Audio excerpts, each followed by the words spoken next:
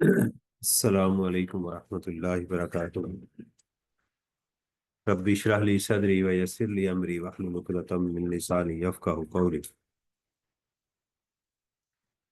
नबी अकरम सल्लल्लाहु अलैहि वसल्लम ने फरमाया कि मुसलमान वो है जिसके हाथ और ज़ुबान से दूसरे मुसलमान महफूज हो। अल्लाह ताला से दुआ है कि अल्लाह ताला हमारे मुल्क के लिए, मुसलमानों के लिए, और ख़ासकर इस हदीस में देखें कि हदीस के अल्फाज बड़े ज़बरदस्त हैं कि मुसलमान वो है जिसके हाथ और ज़ुबान से दूसरे मुसलमान महफूज हो। मुसलमान को कहा गया कि तुम अपने मुसलमान भाई को कत्ल न करो, उसको मारो नहीं, वो तुम्हारे हाथ और तुम्हारी जुबान से महफूज होना चाहिए। तो अगर कोई शख्स किसी को रंज पहुंचाता है, तकलीफ पहुंचाता है, कोई भी है, तो क्या वो मुसलमान कहलाने का हकदार है? और चाहिए जाए कि उसको कत्ल ही कर दिया जाए। और फरमाया कि जिसने एक इंसान को कत्ल किया उसने पूरी इंसानियत को कत्ल किया। ये इतना बोझ उसके ऊपर जो है वो डाला जाएगा। सेल्स टैक्स के अंदर हमने एक बात की कि सेल्स टैक्स के अंदर स्ट्रक्चर की बात करने के बाद हमारा कल एक हिस्सा कंप्लीट हो गया। किसको रजिस्टर्ड होना है, कैसे रजिस्टर्ड होना है, ठीक है। रिटर्न रिटर्न की बात कर ली थी। रिवाइज रिटर्न होगी, 120 डेज के अंदर होगी, कमिश्नर की अप्रूवल चाहिए। अगर 60 डेज के अंदर करेंगे तो कमिश्नर की अप्रूवल नहीं चाहिए। अगर आप रिटर्न रिवाइज कर देंगे तो आपको कोई पेनल्टी नहीं पड़ेगी। ऑडिट के दौरान रिवाइज करेंगे तो 25% पेनल्टी पड़ेगी। शो कॉज नोटिस के बाद करेंगे तो 100% पेनल्टी आपको पड़ जाएगी। ये सारी चीज़ें हमने डिस्कस की। आज हम शुरू करने लगे हैं ऑडिट, असेसमेंट और इंक्वायरी को। किसी का ऑडिट किया जा सकता है, इसमें कुछ सवालात हैं जिनका जवाब हमें पता होना चाहिए। कितनी देर में किया जा सकता है? वालेकुम। ऑडिट कितनी देर तक किया जा सकता है? कौन करेगा? क्या खुद करेगा? और उस ऑडिट में आपसे क्या चीजें मंगवाई जा सकती हैं? राइट। इंक्वायरी किसकी की जा सकती है? और उस ऑडिट के दौरान आपसे टैक्स की रिकवरी कैसे की जाएगी? समझ आ रही? और अगर आपको कोई बात कही जाती है, आप उसका रिप्लाई नहीं देते, तो फिर क्या किया जाएगा? आपको नोटिस जो है दिया गया, आप उसका रिप्लाई नहीं कर रहे, तो फिर क्या होगा? तो ये चीज़ें जो थी हमारे, अ, अब जो नेक्स्ट हमारा लास्ट पार्ट बचा है उसके अंदर ये चीज़ें मौजूद हैं। फिर इसके अंदर एक और चीज़ भी मौजूद है, जो है मिनिमम टैक्स लायबिलिटी। कि अगर कोई शख्स कुछ भी नहीं करता तो उसकी वो जो जजमेंट है वो कैसे की जाएगी, किन बेसिस पे की जाएगी। उसकी भी लॉ ने 3 स्टेजेस बताई हैं कि पहले वो सेल्स टैक्स में अगर है तो उसका पिछला सेल्स टैक्स का रिकॉर्ड देख के उसकी जजमेंट की जाएगी। ठीक है। अगर वो सेल्स टैक्स में नहीं है तो इनकम टैक्स में उसका रिकॉर्ड लिया जाएगा। और अगर वो sale income tax sales tax दोनों में नहीं है तो फिर कुछ पैरामीटर्स हैं, कुछ बेसिस हैं जिनकी बेस के ऊपर उसका वो असेसमेंट की जाएगी। और लास्ट में आपकी किताब में उसका लिखा हुआ है कि जो आप टैक्स डिपार्टमेंट आपसे कुछ सैंपल ले जाए तो फिर क्या करेगा, वो सैंपल के रिगार्डिंग आपकी असेसमेंट किस तरह से करेगा। अच्छा जी। तो मैं आपके साथ फाइल को शेयर करता हूँ।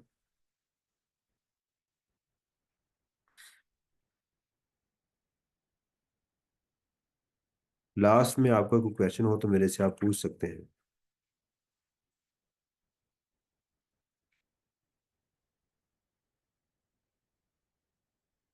जी।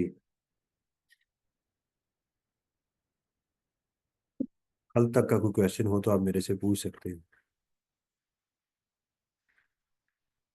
क्वेश्चन ही नहीं है या किया ही नहीं है?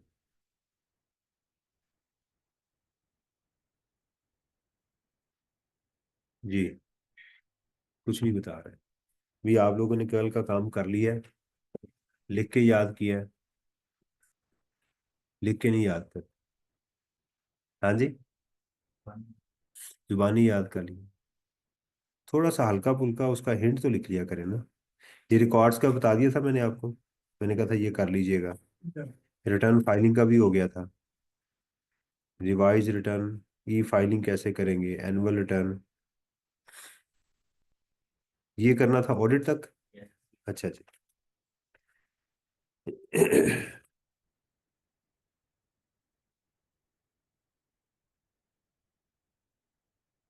देखिएगा स्क्रीन शेयर है, रिकॉर्डिंग हो रही है।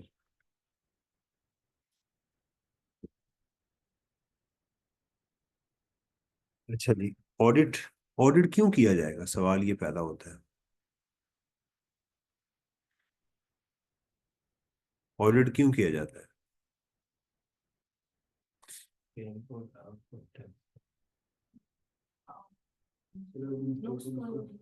अकाउंटेबिलिटी के लिए ना, चेकिंग, ऑडिट मीन चेकिंग, कि एक शख्स ने जो चीज रखी है क्या उसने ठीक भी फाइल की है या नहीं की, कोई प्रॉब्लम तो नहीं क्रिएट कर रहा। यानी आप कह रहे हैं कि मैंने इतनी सेल की है, बिल्कुल ठीक है, उसको चेक करना क्या वाकई इतनी सेल है, इससे ज्यादा तो सेल नहीं है। ठीक है, क्या करेंगे, आउटपुट को चेक करने के लिए उसको कहेंगे तुम्हारा, तुम आज तक इतना इनपुट ले चुके हो, तुम्हारी इतनी चीजें मौजूद हैं, वो चेक करवाओ। अगर तो उतनी चीजें पड़ी हैं, जो अनसोल्ड स्टॉक, क्लोजिंग स्टॉक उसका ठीक है, तो हम कहेंगे वाकई इसकी इतनी सेल है। लेकिन अब उसके गोडाउन में जाएं और वहां पता चले कि यार कुछ है ही नहीं, खाली पड़ा हुआ है, तो इसका मतलब चीजें सारी बेच दी हुई है, शो नहीं कर रहा। तो इससे पता चल जाएगा। इनपुट टैक्स, हाँ जी, तो उसको चेक करेंगे कितनी चीजें हैं आपके पास, इनवाइस दिखाओ, ये सारी चीजें उससे वेरी, इसको ऑडिट कहते हैं, चेक करना, स्क्रूटनाइज करना, डिटेल चेकिंग करना, इसको कहते हैं। The commissioner on the basis of reasons to be recorded in writing. Commissioner क्या है, वो जो जब ऑडिट करेगा तो उसकी रीजन इन रिकॉर्डिंग में लेकर आएगा। May direct the officer of inland revenue not below the rank of a assistant commissioner. तो अपने नीचे असिस्टेंट कमिश्नर को कम से कम कहेगा कि जनाब ये वजह है और फलां शख्स का आपने ऑडिट करना है। To conduct audit of sales tax affairs of any registered person, किसी भी रजिस्टर्ड पर्सन का वो ऑडिट कर सकता है। और वो जो रीजन वो रिकॉर्डिंग में रखेगा, ये वाली, these reason shall be communicated to the registered person, वो उसको बता दी जाएंगी, ये तरीकेकार है। तो इस पैरा से हमें क्या पता चला, कौन ऑडिट करेगा, कमिश्नर इनलैंड रेवेन्यू, किसके थ्रू करवा सकता है, असिस्टेंट कमिश्नर इनलैंड रेवेन्यू। और इसके लिए प्रोसीजर क्या अडॉप्ट करेगा, कि इन राइटिंग में उसको देगा जी ये वजह है जिसकी वजह से हम तुम्हारा ऑडिट कर रहे हैं। यानी अगर कोई प्रॉब्लम नहीं है, इसका मतलब लॉ उसको प्रोहिबिट कर रहा है कि आप इसका ऑडिट ना करें, इसको चलने दें जो बंदा चल रहा है। The reason shall be based on scrutiny of the available records. ये जो रीजंस होंगी वो हवा में नहीं होंगी, मेरा दिल कर रहा था, काफी फारग बैठे हुए थे, हमने सोचा कि चलो यार इसको ऑडिट ना कर लें, ऐसा नहीं होगा। वो रिकॉर्ड जो आपने सबमिट करवाया हुआ है, देखिए ये नहीं कि अभी आपने चीजें सबमिट नहीं की तो ऑडिट शुरू हो जाएगा। अगर आपने एग्जाम नहीं दिया हुआ तो क्या पेपर चेकिंग शुरू हो जाएगी। एग्जाम देंगे तो होगा ना। यानी ऑडिट तभी स्टार्ट होगा अगर आपने रिटर्न फाइल की हुई है। मैं कुछ लफ्ज बार बार बोल रहा होता हूँ। फाइल का पता क्या करना है, फाइल करना, फर्निश करना। रिटर्न किसको कहते हैं, भाई किस क्या होती है रिटर्न। हाँ जी, मैं बार बार एक लफ्ज बोल रहा होता हूँ। वो फॉर्म, वो डॉक्यूमेंट जो आप जमा करवाते हैं, उस फॉर्म को रिटर्न कहते हैं। मैं इतना ज्यादा रिपीट करता हूँ वर्ड, आपने कभी वो फोकस, मैंने दिखाई भी थी आपको रिटर्न के, नहीं दिखाई अभी तक, नहीं दिखाई, फिर भूल के आऊँ। रिटर्न वो डॉक्यूमेंट, वो फॉर्म जो आप एफबीआर को जमा करवाते हो कि साहब ये मेरा सारा है, मैं कौन हूँ, मेरी आउटपुट क्या है, मेरी इनपुट क्या है, उसको रिटर्न कहते हैं। या तो आपने जो चीजें प्रोवाइड की हैं उसकी उसने स्क्रूटनाइज किया है, जांच पड़ताल की है, स्क्रूटनी किसे कहते हैं, जांच पड़ताल, कभी सुना लफज,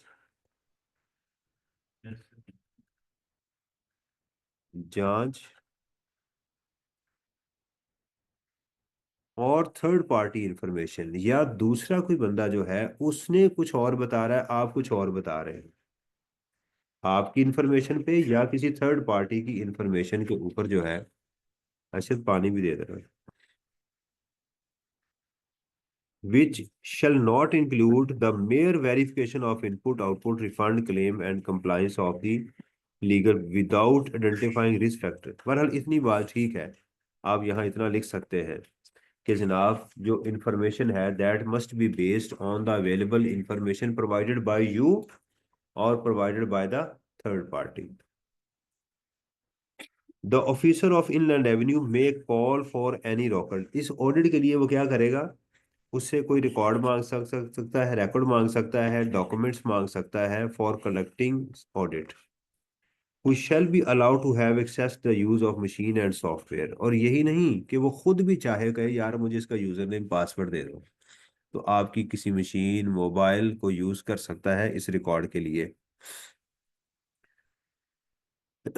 on which data is kept, ठीक है, may obtain duly attested hard copies of such information, वो जो आप जो भी कॉपीज देंगे उसके ऊपर वो आपसे साइन लेगा।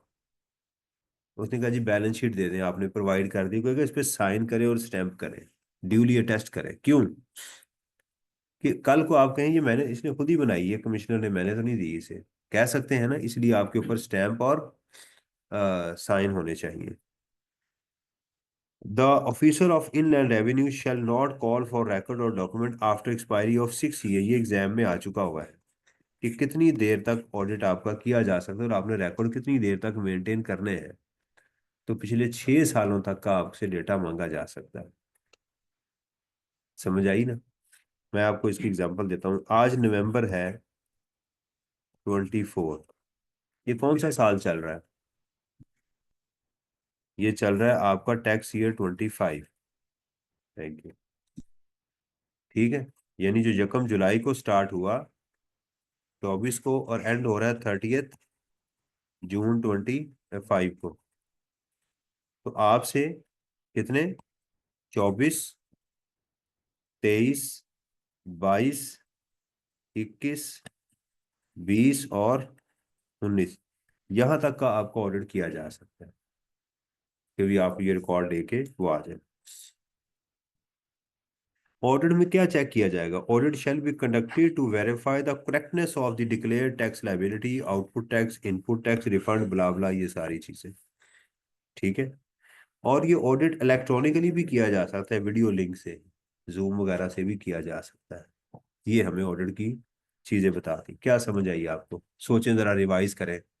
आपने हमेशा ये सोचना होता है कि मुझे क्या नॉलेज नया, आज नया नॉलेज क्या मिला, क्या नया आपको पता चला, कौन ऑडिट कर सकता है, कमिश्नर किससे करवा सकता है, इससे नीचे नहीं जाएगा। और हम्म, इलेक्ट्रॉनिकली हो सकता है। आपसे क्या क्या चीजें मांग सकता है, पैसे मांग सकता है, नहीं, मांग सकता है टैक्स की शक्ल में कि भाई इतना टैक्स ज्यादा बनता है, वो रिकवरी करवा सकता है। और आपसे वो कॉपीज, अटेस्टेड कॉपीज ले सकता है, आपकी मशीन यूज कर सकता है जिसमें डेटा पड़ा हुआ है। ठीक है, ये सारे काम वो कर सकता है। ऑडिट में करेगा क्या, करेक्टनेस चेक करेगा। वेयर आर रजिस्टर्ड पर्सन, अगर ऑडिट के दौरान a person fails to produce any required documents, record और evidence, the officer of inland revenue may proceed to be best judgement assessment. तो फिर अगली स्टेज पे चला जाएगा, इसको एक्स पार्टी भी कहते हैं, एक्स वन साइडेड, यक तरफा। यक तरफा क्या होता है, यक तरफा फैसला सुना देना कि भी आपसे चीज मांगी कि भी आप बैलेंस शीट दे नहीं दे रहे, क्वांटिटेटिव रिकॉर्ड्स मांगा जा रहा नहीं दे रहे, तो फिर कमिश्नर को जो खुद समझ आती है वो आपको कहेगा जी मेरे मुताबिक फिर आपकी टैक्स लाइबिलिटी ये बनती, वो जमा करवाएं। ये होता है एक तरफा फैसला, उसको फिर बेस्ट जजमेंट असेसमेंट की तरफ चला जाएगा।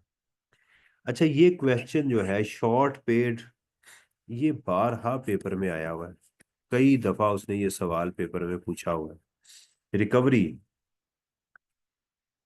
बगैर नोटिस के, क्या इसको अच्छी तरह आपने मेरा बेटा याद सके।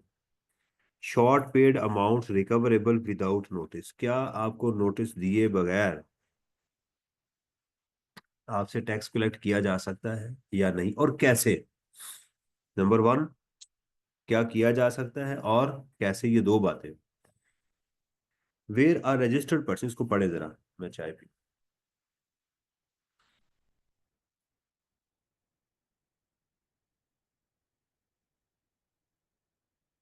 इसको पढ़ के मुझे आप समझाने की कोशिश करें कि आपको क्या समझ आ रही है।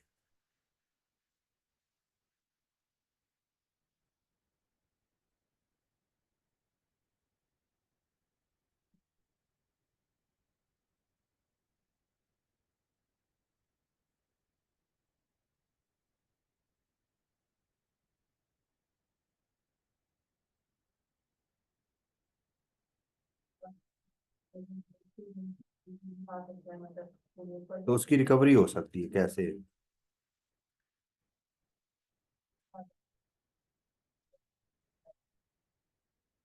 वो बैंक अकाउंट से काट लेंगे।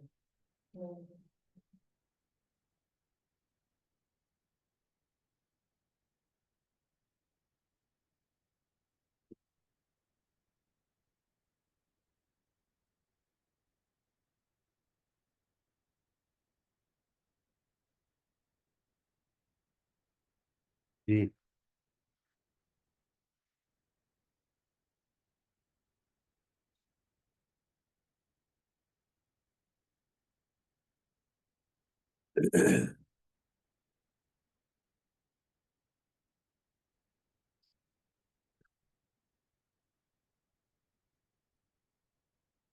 जी, क्या समझ आई आप।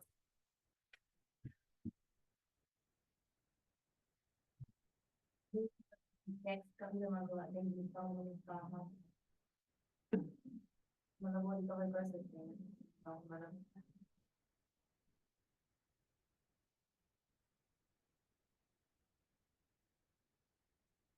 हाँ जी। दो चीजें बताई गई हैं कि जिससे ही होगा। पहली बात जो इसमें बताई जा रही है वो ये है कि if amount of tax less than the tax due, ठीक है,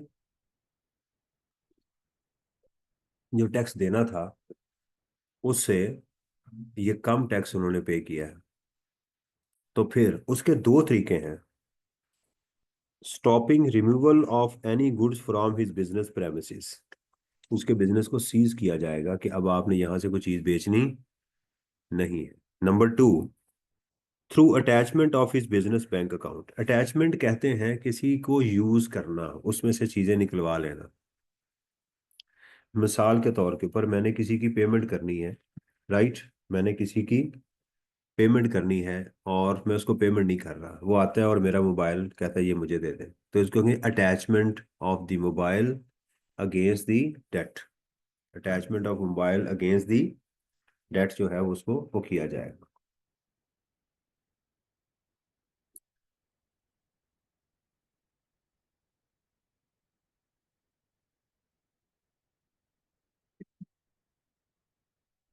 ये है, ठीक है। दो तरीके हैं, ये पेपर में बार बार आ चुका है। पहले तो रीजन कि व्हेन, तो व्हेन में आप बताएंगे when the amount of tax less than the tax due as indicated in his return, उसे जो पहले होगा। और दूसरी जो चीज है उसके अंदर कि वो कैसे रिकवर किया जाएगा। नंबर वन, उसको stopping removal of any goods from his business premises and through attachment of his business bank account, और उसके बिजनेस से भी पैसे निकलवाए जा सकते हैं। हाँ, जो पेनल्टी होगी उसके लिए नोटिस देना जरूरी है। आपसे अगर पेनल्टी का ना पूछा जाए तो आपने एग्जाम में ये पार्ट प्रोड्यूस करना होता है। Best judgement assessment where a person, अब ये आगे कि जी यक तरफा फैसला कैसे किया जाता है, कब किया जाता है, उसके हालात क्या हैं और कौन करेगा। Best judgement assessment ex parte कब एक्सरसाइज की जाती है। Fails to furnish sales tax return in response to notice issued by the tax department. आपने रिटर्न फर्निश नहीं, fails to furnish the tax return, ज्यादा अप्रोप्रिएट लफ्ज होता है filing of the return. Normally commissioner ये लॉ फर्निश का word उस वक्त पेश करता है जब आपसे कहा जाए कि ये चीज लेकर आओ और आप नहीं लेके आते। जब आप खुद काम करते हैं ना, उसको फाइलिंग का वर्ड यूज किया। देखिए यहाँ फाइलिंग का वर्ड भी यूज किया जा सकता है। When the person fails to file sales tax return, तो फर्निश नॉर्मली डॉक्यूमेंट्स के लिए इस्तेमाल किया जाता है। जी पेश करो, फर्निश मीन मेरे सामने फलां चीज पेश करो। और fails to produce before required documents और एविडेंस, या उससे कोई चीज मांगी जा, अभी ऊपर भी यही पढ़ के आए हैं ना, अभी हमने यही पढ़ा ना यहाँ पर, कि अगर आपसे कुछ चीज मांगी जा रही है ऑडिट के दौरान और आप नहीं दे रहे, तो फिर आप कहाँ चले जाएंगे? फिर आपका यकतरफा, फिर आपको सुने बगैर आपकी जो है ना, आपका फैसला सुना दिया जाएगा। नॉर्मली ऐसे नहीं होता कि आपको सुने बगैर, उसके लिए वर्ड क्या था सुनवाई का मौका देना? An opportunity of being heard. Heard, HEARD, an opportunity of being heard. लेकिन इस सूरत में फिर आपको बगैर सुनवाई के आपका असेसमेंट कर दी जाएगी। करेगा कौन? वही असिस्टेंट कमिश्नर में, after a notice to the show cause to such person. पहले उसको नोटिस देगा, जाहिर बात है, उसको कहेगा रिकॉर्ड लेकर आओ, रिटर्न फाइल करो। यानी इन दोनों कामों के लिए पहले क्या दिया जाएगा? उसको नोटिस दिया जाएगा। फिर उसके शो कॉज नोटिस दिया जाएगा based on any available information. वो नोटिस जो है उसमें कोई एविडेंस मौजूद होंगे। ठीक है ना, एक शख्स है वो रजिस्टर्ड नहीं हो रहा, जाहिर बात है रिटर्न भी नहीं फाइल कर रहा, और वो कहते हैं कि नहीं तुम Tier 1 रिटेलर हो, तुम दूसरे वाले रिटेलर नहीं हो, रजिस्टर्ड हो, रिटर्न फाइल करो। तो उसका साथ एविडेंस अटैच किया जाएगा। अगर वो कॉटेज इंडस्ट्री में अपने आप को समझ रहा है लेकिन कॉटेज इंडस्ट्री नहीं है, वो बताएंगे यार ये देखो ये 20 लोग आपके पास काम कर रहे हैं, ये आपके पास जो है ना वो इलेक्ट्रिसिटी का कनेक्शन जो है इंडस्ट्रियल कनेक्शन लगा हुआ है आपके पास, ये सारी चीज़ें जो है ना वो मौजूद है। तो एविडेंस लगा के फिर कहा जाएगा रिटर्न फाइल, और वो नहीं करता तो फिर उसकी बेस्ट जजमेंट असेसमेंट की जाएगी based on any available information and to the best of his judgement. उसका ऑर्डर किया जाएगा। तो कौन करेगा? Assistant commissioner. किस पे? After notice, based on the available information and to the best of his judgement, make an assessment of tax and such charge penalty and default charge. फिर उसकी वो असेसमेंट ये करते हैं। समझ आ गई? स्टेज 1 क्या है? नोटिस दिया जाए, हेयरिंग हो, अगर वो आगे इंफॉर्मेशन प्रोड्यूस नहीं कर रहा तो फिर उसकी बेस्ट जजमेंट असेसमेंट। देखिए ये पहले नहीं था, इस दफा है, इसलिए आपने जहन में रखना। पिछले साल बेस्ट जजमेंट असेसमेंट जो स्टूडेंट दोबारा सुन रहे हैं, दोबारा क्लासेस ले रहे हैं, उनके लिए है कि ये पिछली दफा सेल्स टैक्स में बेस्ट जजमेंट असेसमेंट नहीं थी। The officer of inland revenue may also disallow और reduce input tax if the registered person is unable to provide invoices और अदर रिक्वायर्ड एविडेंस। उसका इनपुट टैक्स भी रिड्यूस कर सकता है अंडर बेस्ट जजमेंट असेसमेंट। ठीक है,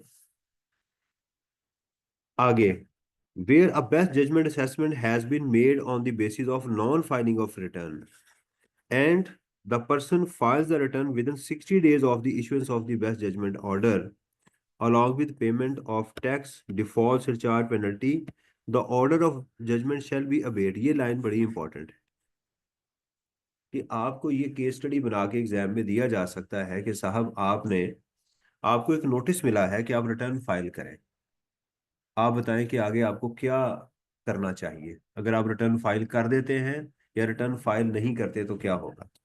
तो अगर आप लिखेंगे कि अगर आप रिटर्न फाइल कर देंगे, उसके ऊपर जो टैक्स है वो जमा करवा देंगे, राइट, डिफॉल्ट सरचार्ज जमा करवा देंगे, पेनल्टी जमा करवा देंगे, तो ये नोटिस ऑटोमेटिकली अबेट हो जाएगा, खत्म हो जाएगा। आपसे कहा गया कि भी आपका टैक्स बन रहा है 1 मिलियन का, इसके ऊपर आपको पेनल्टी है, और वो सारी अमाउंट आपने वो जमा करवा दी, रिटर्न भी फाइल कर दी, तो ये नोटिस ऑटोमेटिकली क्या हो जाएगा? खत्म हो जाएगा। अंडरस्टैंड? और अगर अगली बात ये है कि अगर आप इसको नहीं करेंगे तो फिर क्या होगा कि जो कमिश्नर आपका जो फैसला करेगा वो आपके लिए फाइनल होगा। डिफॉल्ट सरचार्ज पेनल्टी होती है किसी काम की गलती करना। इन्होंने पूछा है कि डिफॉल्ट सरचार्ज और पेनल्टी में क्या फर्क होता है।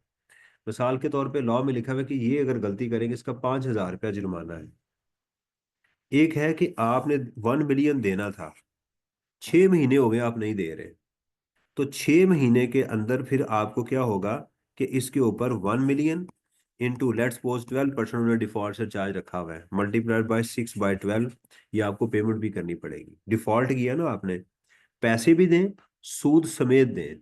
वो जो आप इसके ऊपर इंक्रीमेंटल पैसे दे रहे हैं ना, वो हर बंदे के लिए डिफरेंट है। देखिए पेनल्टी तो फिक्स है हर एक के लिए, 5,000 रुपया जो भी वो काम करेगा उसके लिए वो फिक्स है। वो आज कर ले, कल कर ले, परसों कर ले, वो पेनल्टी 5,000 रुपया, 10,000 रुपया है।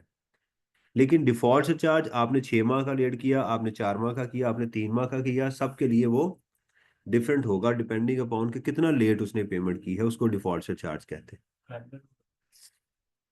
नहीं, इसमें काइबर नहीं, मेरा ख्याल है लॉ के अंदर, सेल्स टैक्स के अंदर आपके सिलेबस में नहीं है, लेकिन डिफॉल्ट चार्ज उन्होंने दिया हुआ है, दैट इज मेरा ख्याल है 12% है, वो फिक्स किया हुआ है। ठीक है, इज इट क्लियर? तो बेस्ट जजमेंट असेसमेंट में अगर आपसे मैं पूछूं तो उसमें क्या चीज़ है? बेस्ट जजमेंट असेसमेंट में पहली बात है कि कब की जाएगी, अगर आपसे पूछा जाए कब की जाएगी, बताएं। दो चीजें लॉ ने बताई हैं कि अगर आप रिटर्न फाइल नहीं करते और अगर आप डॉक्यूमेंट्स प्रोड्यूस नहीं करते, इसको वो कहते हैं, ये है कि आपकी रिटर्न जो है वो इस सूरत में आपकी की जाएगी। कौन कर सकता है? Assistant commissioner. उसके प्रोसीजर क्या होंगे? क्या बगैर नोटिस के बेस्ट जजमेंट असेसमेंट की जा सकती है? नहीं, पहले आपको शो कॉज नोटिस दिया जाएगा, फिर आपको जो है ना आपकी बेस्ट जजमेंट असेसमेंट की जाएगी। अगर आप इसका रिप्लाई कर देते हैं तो क्या होगा?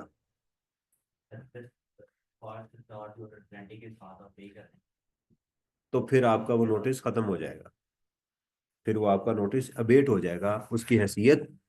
और अगर नहीं करते तो फिर कमिश्नर आपकी बेस्ट जजमेंट असेसमेंट खुद से कर सकता है। ऑन द बेस, किस बेसिस पे कर सकता है? On the basis of the available information. और वो चाहे तो आपका इनपुट टैक्स भी खत्म कर सकता है। ये सारी चीजें इसका हिस्सा है। अच्छा जी, आगे है जी assessment of tax and recovery of tax not levied, short levied or erroneously refunded. Assessment of tax, tax की असेसमेंट करना यानी आउटपुट इनपुट को चेक करना। And recovery of tax not levied, और ऐसा टैक्स जो आप पे लगा ही नहीं गलती से, उसको चेक करना। लेवी कहते हैं लगना, लेवी वैसे टैक्स को भी कहते हैं लिवाइड, लेवी वैसे टैक्स को भी कहते हैं, सेस भी टैक्स को कहते हैं, लेवी भी टैक्स को कहते हैं, सेस भी टैक्स को कहते हैं। सही है, दोनों चीजें उसकी है। शॉर्ट लेविड या कम लग गया हो, या एरनसली, एरर, एरनसली गलती से रिफंड हो गया हो, ठीक है उसकी क्या प्रोसीजर होगा, वो कैसे किया जाएगा उसका, ये उसी का हिस्सा चल रहा है बेस्ट जजमेंट असेसमेंट का।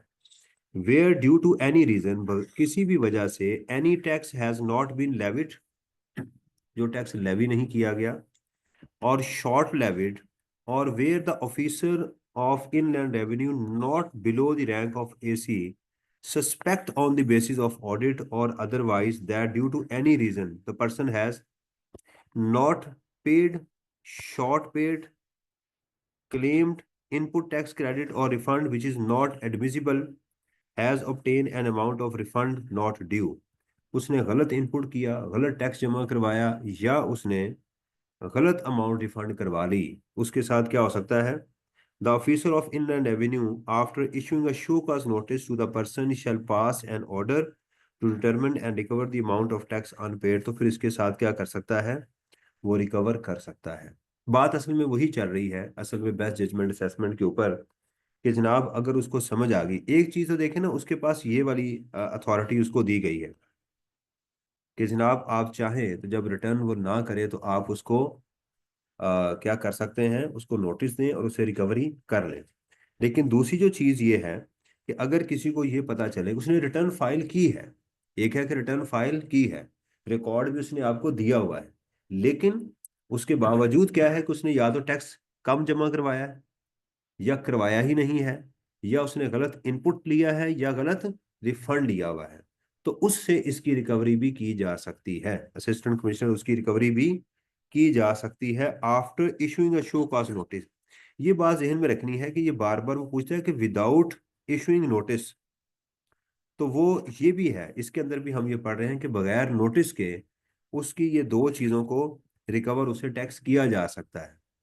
यहाँ पर जो है ना वो बात कर रहा है कि उसके अंदर अगर उसने अपनी रिटर्न वगैरह फाइल कर दी हुई है, ठीक है, तो उसके लिए उसको क्या किया जा सकता है कि नोटिस इशू करने के बाद उससे ये रिकवरी की जा सकती है, रिफंड भी उससे लिया जा सकता है।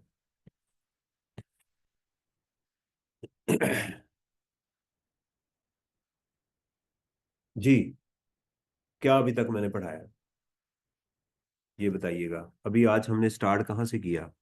नंबर वन, ऑडिट से हमने स्टार्ट किया कि ऑडिट कौन करेगा, कब करेगा, कैसे करेगा। Number one. दूसरी चीज हमने क्या पढ़ी कि रिकवरी, कि रिकवरी विदाउट नोटिस कब की जा सकती है।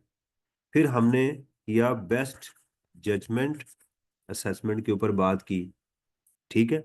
उसके बाद हमने अभी जो बात की है कि अगर टैक्स जो है वो शॉर्ट हो, गलत रिफंड कर दिया जाए, तो उसकी भी रिकवरी करवाई जा सकती है। अब क्या लॉ ने इस असेसमेंट के ऊपर कोई लिमिट भी लगाई है कि जब चाहें उसकी जनाब वो असेसमेंट कर लें? ऑडिट के ऊपर हमने कहा पिछले 6 साल तक का आपका वो ऑडिट किया जा सकता है। असेसमेंट के ऊपर जो है वो क्या उन्होंने आपकी वो की है, the show cause notice for best judgement assessment shall be issued within 5 year. ये जो बेस्ट जजमेंट असेसमेंट का नोटिस है, ये कितने सालों के लिए इशू किया जा सकता है? पिछले 5 सालों के लिए, राइट। जैसे मैंने कहा कि 25 को, अगर ये 25 है तो पिछले 5 साल कब होंगे? 24, 23, 22, 21 और 20। 1, 2, 3, 4 और 5 सालों का आपका बेस्ट जजमेंट असेसमेंट यानी आपसे रिटर्न फाइल की जा सकती है। अब थोड़ा सा फर्क देखें, आप आप रिकॉर्ड भी दे रहे हैं और आप जो है वो क्या कर रहे हैं, रिटर्न भी फाइल कर रहे हैं। तो आपका ऑडिट पिछले 6 सालों का हो सकता है, लेकिन अगर आप रिकॉर्ड्स प्रोड्यूस नहीं कर रहे या रिटर्न फाइल नहीं कर सकते, फिर 6 साल नहीं है, फिर क्या है, पिछले 5 साल आपके कमिश्नर के पास मौजूद है कि आपको वो बेस्ट जजमेंट असेसमेंट का नोटिस भेज सकता है। अगर कोई शख्स रिटर्न फाइल नहीं करता किसी भी साल की, या वो रिकॉर्ड प्रोड्यूस नहीं करता, उसके लिए बेस्ट जजमेंट असेसमेंट का जो नोटिस है उसको पिछले 5 सालों तक भेजा जा सकता है। ये मैं बात कर रहा हूँ, ठीक है, उसको पिछले 5 सालों का नोटिस भेजा जा सकता है। लेकिन अगर कमिश्नर किसी का कोई वजह नहीं है, उसको कोई मसलन उसको कुछ नजर आ रहा है कि यार फलां जगह इसका प्रोफाइल डिफरेंट है, ऑडिट के अंदर हमने पढ़ा ना उसने जो इन्फॉर्मेशन प्रोवाइड की है, यहाँ है कि उसने इन्फॉर्मेशन प्रोवाइड ही नहीं की, तो वो चला जाएगा बेस्ट जजमेंट असेसमेंट के अंदर, ठीक है। उसके लिए वो पिछले 5 सालों तक का उसको असेसमेंट ऑर्डर का नोटिस भेजा जा सकता है, यानी 2019 का नहीं भेजा जा सकता। लेकिन ऑडिट के लिए कि अगर वो उसका रूटीन का ऑडिट करना चाहता है, उसको कुछ समझ आ रही है कि यार जो उसने इन्फॉर्मेशन प्रोवाइड किया मेरे मुताबिक ठीक नहीं है, या थर्ड पार्टी ने कोई इन्फॉर्मेशन प्रोवाइड किया मेरे मुताबिक ठीक नहीं है, तो उसके लिए वो 19 का भी उसको नोटिस भेज सकता है। ये बात फर्क समझ आई आपको? तो समझ आ रही है कि नहीं? क्लियर? बेस्ट जजमेंट असेसमेंट मैं इसलिए आपको इस पे फोकस कर रहा हूँ क्योंकि इस दफा आपके इस लॉ में इस दफा इसमें अमेंडमेंट की गई है, और पहली दफा इन्होंने ऐड किया है सेल्स टैक्स के अंदर, वरना ये पहले कहाँ था? इनकम टैक्स में ही शुरू से था ये, अब इन्होंने इधर किया, वो थोड़ा सा इससे डिफरेंट भी है। From the end of the financial year in which the relevant date is pause, यानी मैंने आपको बता दिया कि ये जून जुलाई 2020 तक का वो जा सकता है इससे ऑडिट। नहीं, अगर ये 20 है तो ये कहाँ से स्टार्ट हुआ होगा? जुलाई 2019 से, तो ये खत्म हुआ होगा 30 जून 2020 को, तो ये 1 साल उसका बन रहा है, तो यहाँ तक वो, अगर 2019 की बात करें तो ये शुरू हुआ होगा 1 जुलाई 18 टू 30 जून 19। जब मैं बात करूंगा ना टैक्स ईयर, फाइनेंशियल ईयर 19, तो उससे मुराद होगी 1 जुलाई 18 से लेकर 30 जून 19 तक। जब मैं 20 की बात करूंगा तो वो कहाँ से स्टार्ट होगा? 1 जुलाई 19 से लेके 30 जून 20 तक वो होगा, यानी 20 कहूंगा तो 30 जून को आपने क्लोज करना है उसको, फाइनेंशियल ईयर नॉर्मल जो होता है, स्पेशल की बात नहीं कर रहा। समझ आ रही है? तो अगर मैं कहूंगा जी ऑडिट 2019 तक हो सकता है, तो इससे क्या मुराद है कि 1 जुलाई 18 से लेके 30 जून 2019 तक होगा ये। Fine. An order for the best judgment shall be made within 120 days of issuance of the show cause notice. उसको जो बेस्ट जजमेंट का जो ऑर्डर दिया जाएगा, वो शो कॉज के बाद जो है वो 120 दिन के अंदर अंदर उसको ये फैसला सुना दिया जाएगा। अब जरा याद रखें, ये याद करें कि इससे पहले एक और जगह मैंने आपको 7, 15 और 90 का रूल भी बताया था सस्पेंशन के लिए, याद है? उसमें ब्लैक लिस्टिंग के लिए कितना टाइम था? 90 डेज। यहाँ बेस्ट जजमेंट के लिए कितना टाइम है? 120 डेज। जिस दिन आपको शो का नोटिस मिल गया, कमिश्नर इसके अंदर अंदर जो है 120 दिन के अंदर अंदर आपका फैसला सुनाएगा। हाँ, ये टाइम जो है वो 90 डेज बढ़ भी सकता है मजीद। मसलन डिले हो रहा है, कोई चीज़ है, कोई बंदा पाकिस्तान में मौजूद नहीं है, तो फिर 90 डेज मजीद उसको दिए भी जा सकते हैं। The following days shall be excluded for the purpose of the above limit. ये जो 120 डेज कमिश्नर के पास टाइम है, अगर आपने अर्जेंटमेंट ली हुई है, अर्जेंटमेंट कहते हैं,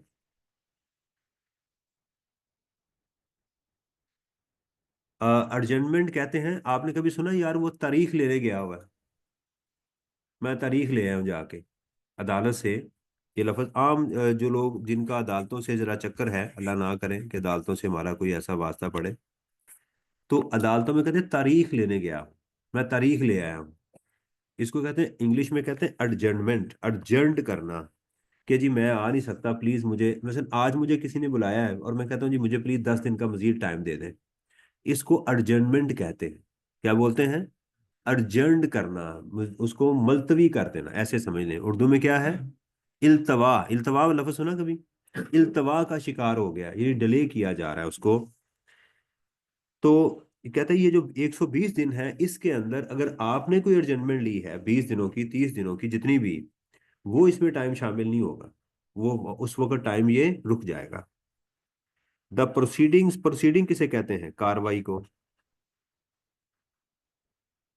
फलां बंदा हाजिर हो, आ गया जी, बताएं जी आपने क्या किया, डॉक्यूमेंट्स लेकर आए, ये सारी चीजों को क्या बोलते हैं? प्रोसीडिंग्स बोलते हैं। कार्रवाई स्टार्ट हो गई है। The proceedings are adjourned on account of a stay order और ऑल्टरनेट डिस्प्यूट रेजोल्यूशन। ये आगे जाके हम पढ़ेंगे कि एडीआर ये क्या होता है।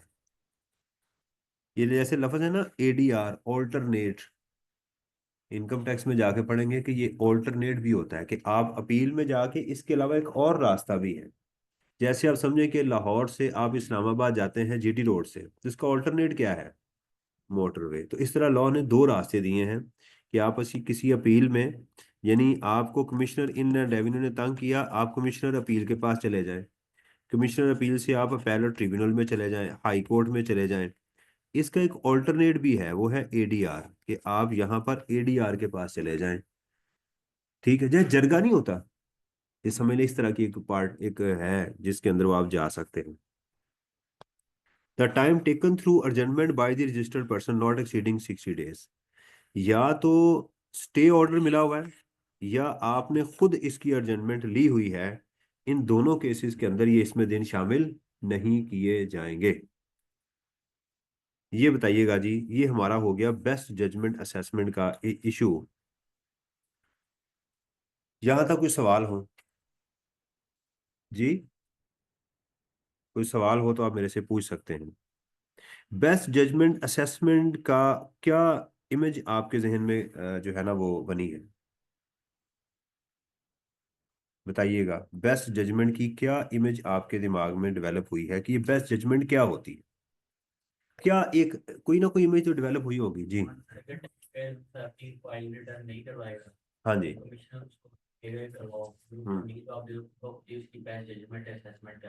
हाँ जी, शाबाश। या वो प्रोड्यूस करें या कोई थर्ड पार्टी, वो तो ऑडिट में था, सॉरी। ये बेस्ट जजमेंट असेसमेंट कितनी देर तक हो सकती है? 120 डेज तक हो सकती है। इसमें कौन कौन से दिन शामिल नहीं होंगे? स्टे ऑर्डर वाला, या वो एडीआर में चला गया, या उसने एडजमेंट ले ली, वो भी इसमें शामिल नहीं। राइट, ये चीजें होंगी। बेस्ट जजमेंट असेसमेंट से अगर आप अपने आप को बचाना चाहते हैं तो क्या करें? रिटर्न फाइल करें, और जो टैक्स है वो जमा करवाएं, डिफॉल्ट सरचार्ज और पेनल्टी जमा करवा दें। तो फिर कमिश्नर आपकी बेस्ट जजमेंट असेसमेंट नहीं करेगा। सही हो गया? ठीक है, चले। अब है जी powers of tax authorities to modify the orders. Tax authority की, अच्छा, powers of tax authorities to modify the orders, इसकी मैं थोड़ी सी आपको पहले एक ग्राउंड बताता हूँ ताकि आपको ये बात समझ आ जाए। ये आगे इनकम टैक्स में भी ये चीज इस्तेमाल होगी। देखें, जो टैक्स पेयर है,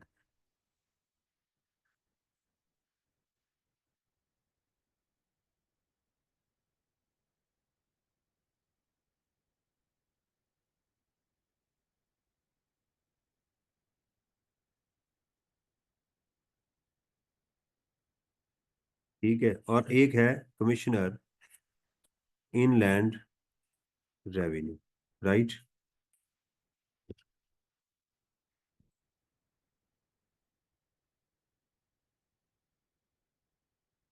ठीक हो गया जी, ये दो हैं। अगर मुझे, इसको आप समझें कि ये टैक्स अथॉरिटी है, इज द टैक्स अथॉरिटी। मुझे मसला, इसने मुझे एक ऑर्डर दिया कि जनाब मेरे ख्याल में तुम्हारा ये मसला है, मैं इसके खिलाफ चला गया कमिश्नर अपील के पास, और मैंने अपना फैसला इसके सामने पेश किया। ये मुझे भी सुनेगा और इसको भी सुनेगा। ये फैसला करने के बाद इसको ऑर्डर देगा, इसको डायरेक्ट करेगा कि तुम ये फैसला इसको सुनाओ। यानी ऐसा नहीं है कि अगर कमिश्नर अपील ने मुझे ऑर्डर को मेरे हक में फैसला सुना दिया और मैं कहूँ, मैं आपको इसकी अभी इलेक्शन से छोटी सी मिसाल देता हूँ। देखें, आपकी जो जमात थी पीटीआई, उससे उन्होंने कहा जी आपको हम वो जो क्या नाम था उसका, election commission of Pakistan, ECP ने कहा कि हम आपको आपका इंतखाबी निशान नहीं देंगे। ये चले गए उसके पास हाई कोर्ट में, पिशावर हाई कोर्ट में।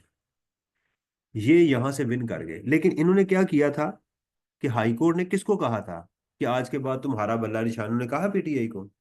नहीं, उन्होंने ईसीपी को कहा कि मैं तुम्हें कहता हूं कि इनको इनका निशान वापस कर दो। सही है। अब ईसीपी ने इस इनको कहना था जी ले जी, as per the order of the high court मैं आपको वापस करता हूं।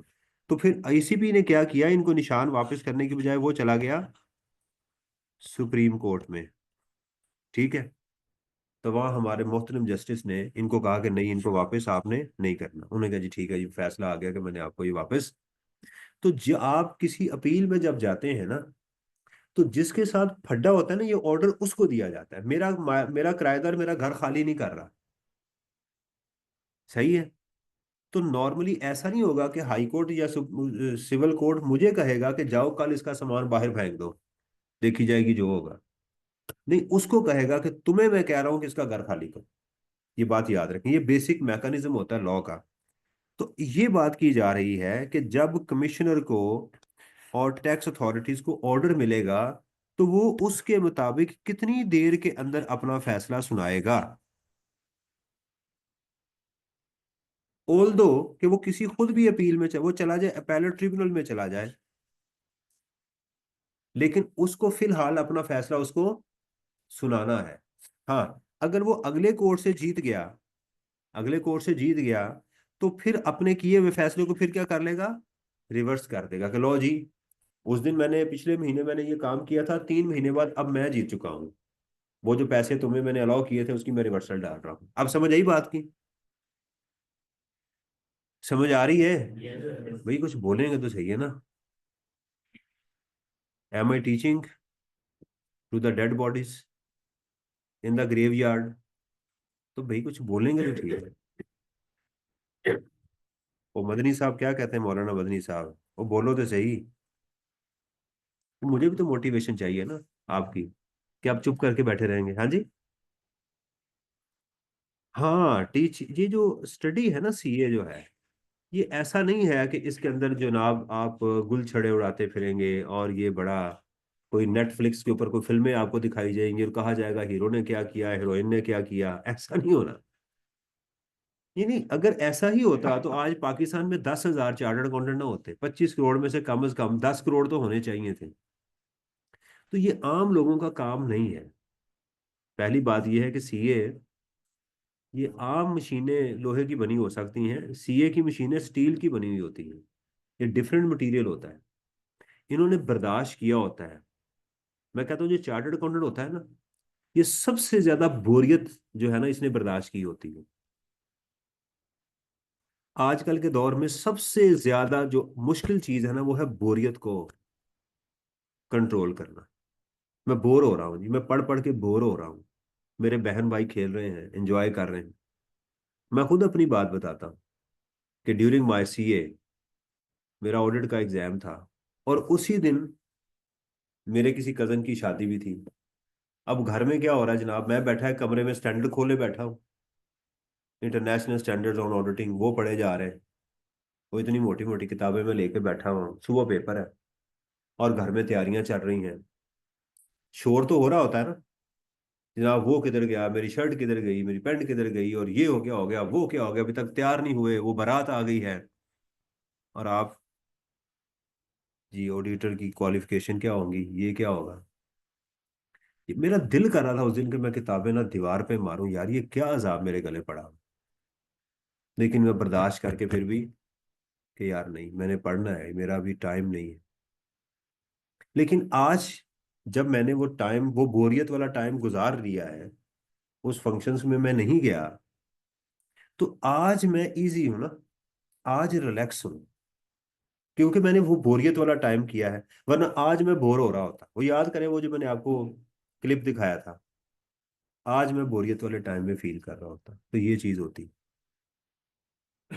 मैं आपको एक और वाकया छोटा सा सुनाता हूँ कि मैं अपने ऑफिस में एक जगह बैठता था, तो वहाँ शीशा लगा हुआ था, तो सामने बैडमिंटन का कोर्ट होता था, तो मैं खेलता था उनके साथ। तो जब मैंने प्रेपरेशन कर रहा होता था तो मैं बैठा होता था, तो मेरे सामने वो खेल रहे होते थे। मेरा बड़ा दिल करता था कि यार मैं छोड़ के ना तो एक गेम लगाऊं। लेकिन मैं सोचता था कि अगर मैंने ये गेम लगा ली ना, तो उसके बाद थकावट होगी, फिर चाय चाय पीनी, कोई जूस पीना, और उसके बाद मगरिब हो जाएगी। मगरिब के बाद कहूंगा यार अब कितना का टाइम बचा है, घर चलते हैं। मैंने कहा नहीं यार, फिर टाइम जाया होगा। बाज का तो ऐसा भी होता था कि मैं एक लफ्ज नहीं पढ़ता था, मैं उनको देखता रहता था कि यार इसने शॉट गलत लगाई है, इसको यहाँ प्लेस करनी चाहिए थी। लेकिन जाता नहीं था मैं कि यार नहीं, मेरा अभी टारगेट ये है, मेरा वो अभी टारगेट। अच्छा, जब मैं क्वालिफाई कर लिया, तो जब मैं वहां खड़े होके खेलता था ना, तो मुझे वो विंडो नजर आती थी जहां मैं बैठा होता था। तो फिर मैं शॉट लगाते हुए कहता था कि आज चार्टर्ड अकाउंटेंट की शॉट लग रही है। अगर मैं वहां ना बैठा होता तो आज मैं रिलैक्स ना होता। 300% मेरी सैलरी इंक्रीज हुई थी सीए के बाद। ऐसा, जी। Where a question of law has been decided, question of law कहते हैं, ये बात आपने, कि कानून को पढ़ने में दो डिफरेंट राय आ रही हैं, उसको क्वेश्चन ऑफ लॉ कहते हैं। यानी किसी ने चोरी चिकारी नहीं की, कंसीलमेंट नहीं की, टैक्स चोरी नहीं किया। एक कह रहा है जी मेरे मुताबिक ये है, दूसरा कह रहा है जी मेरे मुताबिक ये है question of law. Has been decided by the appellate tribunal और हाई कोर्ट। ठीक है। देखें, आप कमिश्नर के बाद, कमिश्नर इन रेवेन्यू के बाद कौन सी अथॉरिटी आती है? Commissioner appeal.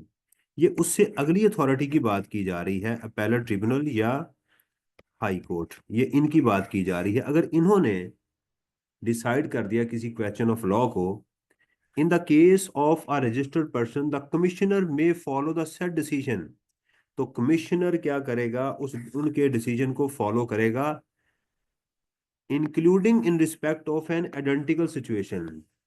मिसाल के तौर पे मैंने केस किया हुआ था इधर, मेरा नाम आय है, और 20 लोग और भी थे जो उसी तरह के केस में फंसे हुए थे, जिन्होंने केस अभी अपील फाइल नहीं की, तो कमिश्नर क्या करेगा, मेरा फैसला भी उसके मुताबिक कर देगा और बाकियों को भी कह देगा कि जनाब ये जो फैसला है, आप तो नहीं गए अपील में लेकिन मिस्टर आए जा चुका हुआ है, तो मैं उसके फैसले के मुताबिक आपका भी फैसला कर देता हूँ क्योंकि आपका भी आइडेंटिकल केस है।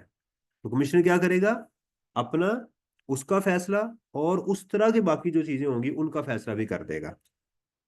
In the subsequent years of the said registered person even if the tax department has filed an appeal against such decision, बेशक उसने इसके खिलाफ अपील भी फाइल कर दी हो लेकिन फिलहाल वो क्या करेगा, उसका फैसला सुना देगा। ये है powers of tax authorities to modify the order, यानी अपने ऑर्डर को मॉडिफाई करना किसी अपेलेट अथॉरिटी के कहने पे।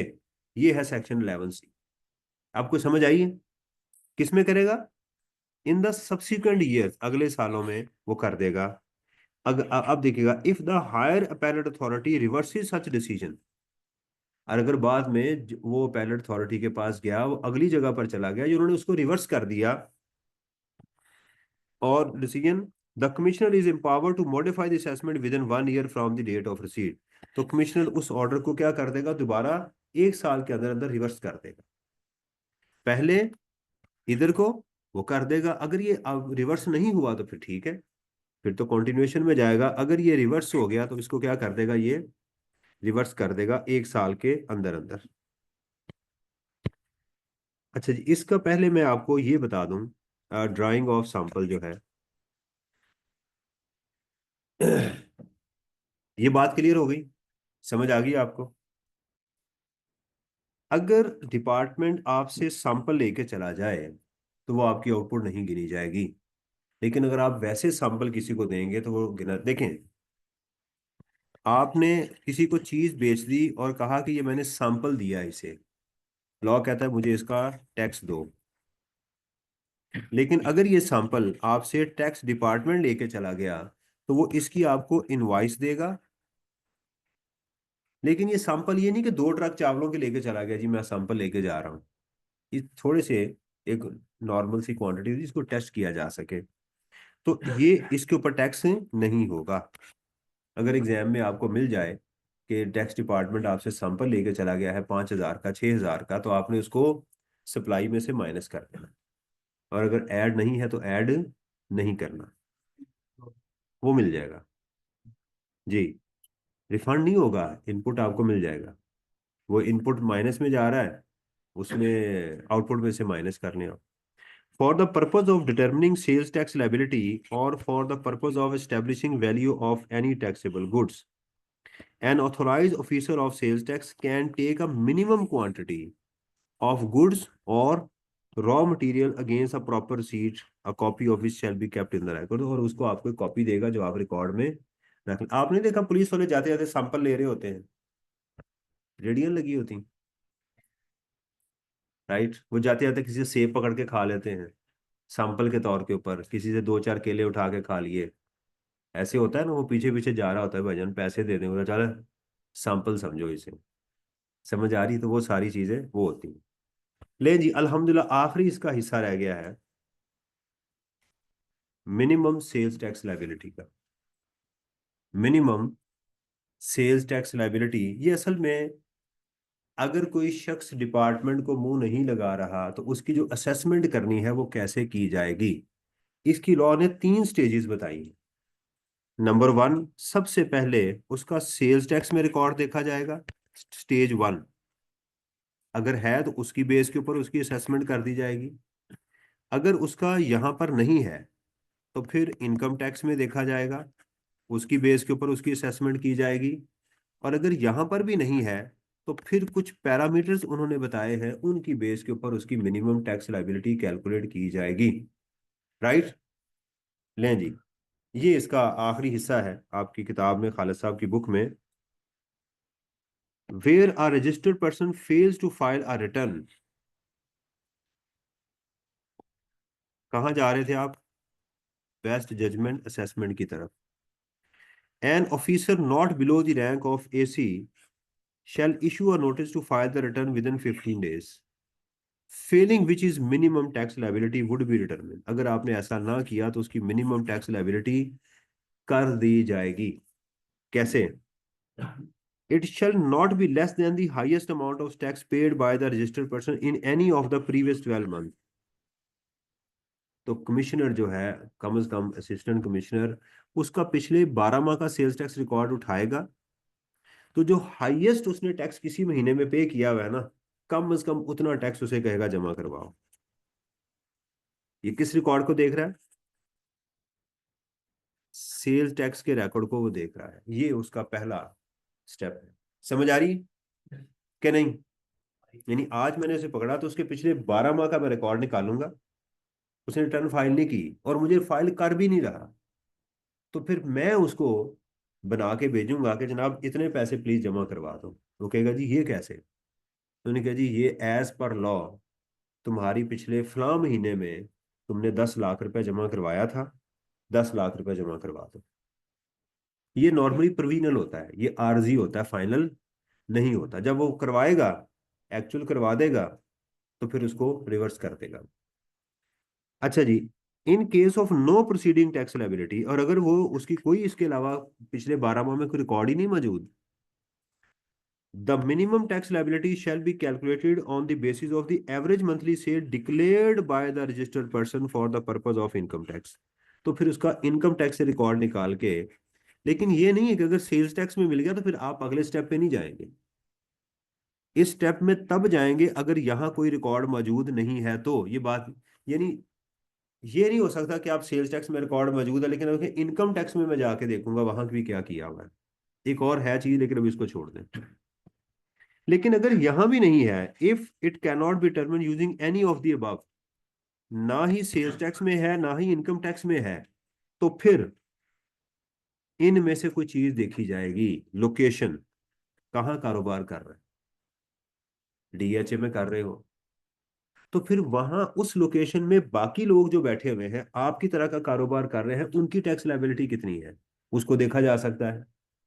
नंबर टू, किस तरह का कारोबार कर रहे हो, होलसेलर हो, मैन्युफैक्चरर हो, आइटम्स कौन सी बना रहे हो या सर्विसेज कौन सी बना रहे हो, उसको देखा जा सकता है। कितने लोग हैं तुम्हारे पास काम करने वाले? भाई अगर कम से कम उनकी सैलरी तो देते होगे ना, तो सैलरी कहाँ से देते होगे? आपके बिजली का बिल, सुई गैस का बिल, वो खर्चे कहाँ से निकालते होगे? सेल करके ना।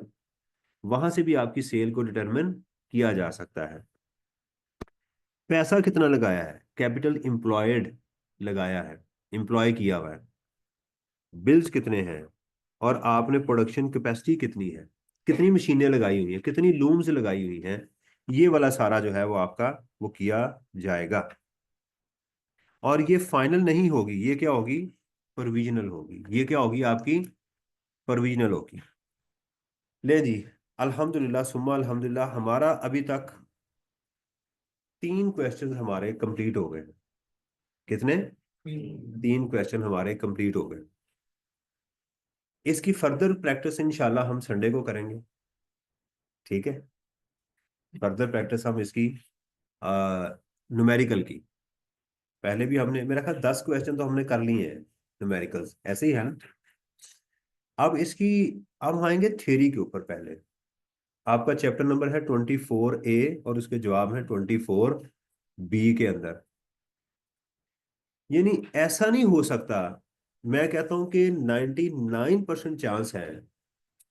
आप देखेंगे जैसे ही हम उसको शुरू करेंगे तो आपको अंदाजा होगा, उसमें तकरीबन 124 125 क्वेश्चन है। लेकिन जैसे ही हम कोई 20 25 क्वेश्चन कर लेंगे तो आप देखेंगे अब वो रिपीट होना शुरू हो गए। अब बार बार वही चीजें बार बार आना शुरू हो गई। इससे क्या मुराद है कि आप जब एग्जाम में जाएंगे, इस चैप्टर को कर लेंगे तो इंशाल्लाह जो आपको चीज मिलेगी वो भी तकरीबन उसी में से कहीं ना कहीं फॉल कर रही होगी। इसके 99% चांसेस यही हैं। वो स्टूडेंट, दूसरा आपको वहां से ये पता चलेगा कि जो मैंने पढ़ा है उसको अब लिखना कैसे है। थ्योरी क्या, यानी स्टूडेंट पूछते हैं ना मेरे से कि सर मैं याद क्या करूं और कैसे करूं और पेपर में सवाल कैसा आएगा। अब हम उस डोमेन में जा रहे हैं। ऐसे ही समझ आ रही है? लेकिन अब अगर आपने मेरे साथ ये अगले 2 सेशन नहीं किए ना तो आप समझे पिछला भी शायद आपने नहीं किया हुआ। Extremely important. कितने बजे? 6 घंटे। 6 बजे? 6 घंटे। 6 घंटे कैसे कोई इंसान, तो मैं अपने आप को अगर इंसान समझूं तो 6 घंटे में कैसे कर सकता हूँ?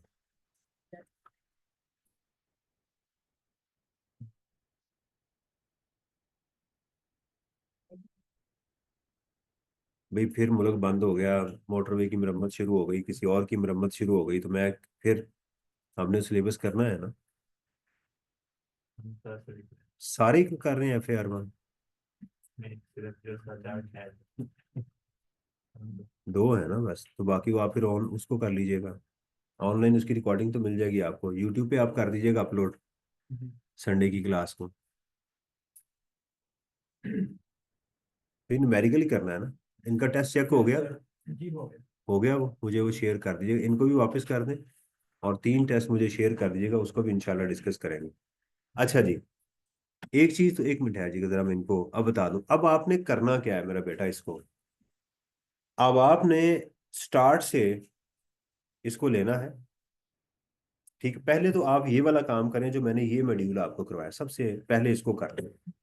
यानी एक्टिव टैक्स पेयर, उसके कॉन्सिक्वेंसेस, सस्पेंशन, ये सारे वाले काम करने के बाद फिर आप इसको रिविजिट करना शुरू करें। टैक्स रेट क्या होगा, ठीक है, फर्दर टैक्स कब लगेगा, कब नहीं लगेगा, 90% की लिमिट क्या है, कब नहीं लगेगी, रेजिजुअल इनपुट टैक्स क्या कहते हैं, डेफिनेशंस को, उनको मेरा बेटा तैयार करना शुरू करें। राइट। मुझे ये बताएं, ट्यूसडे तक आप कर लेंगे सारा? देखिए, अगर आप ट्यूसडे तक इसको रिवाइज नहीं कर सकते तो फिर फाइनल में पूरा सिलेबस कैसे कवर करेंगे? ये बैठना पड़ेगा आपको। बाकी तीनों ना करें अभी? आप दो करेंगे कंस्टिट्यूशन वगैरह। कॉन्स्टिट्यूशन को निकाल दें, चैप्टर 1 चले, कॉन्स्टिट्यूशन को फिलहाल निकाल दें, चैप्टर 1 और 3 सिस्टम ऑफ टैक्सेशन और एथिक्स का वो डाल दें। तो 3 चैप्टर आपके हो जाएंगे, जिसमें थ्योरी, यानी क्वेश्चन नंबर 5, 6 और 7, 5, 6 और 7, या 6, 7 और 8, नहीं सॉरी, 6, 7 और 8, 3 क्वेश्चन आपके कंप्रीहेंसिव मेरी तरफ से लॉक हो गए। अब मैंने इसकी आपको प्रैक्टिस करवानी है, इसका रिविजन करवाना है, और आपने इसकी प्रिपरेशन करनी। देखिए, जिन बच्चों ने पिछली दफा किया है मेरे साथ साथ सारा काम, अल्हम्दुलिल्लाह वो पहली अटेम्प्ट में निकल गए। जो काम मैंने करवाया उन्होंने साथ साथ किया हुआ है। आपने अगर इतना टाइम मेरे साथ गुजार लिया है, अगर आप इसको अब तैयार नहीं करेंगे तो फिर वो ज़ाया हो जाएगा। फिर आपकी नींद का उठना भी ज़ाया, वो भी कोई फ़ायदा नहीं है। आने का भी कोई फ़ायदा नहीं है, पैसे जो फीस दी है उसका भी कोई फ़ायदा नहीं है। ये सारे नुकसान होंगे। तो मेरी आपसे रिक्वेस्ट है कि अब उसको मटीरियलाइज करें। ठीक है जी, इंशाल्लाह जी, अल्लाह ताला आपको खुश रखे। तो इस हफ्ते तक हमारा अभी यही चलेगा, फिर नेक्स्ट वीक से इनकम टैक्स के ऊपर मूव करेंगे। अस्सलाम वालेकुम रहमतुल्लाहि व बरकातहू।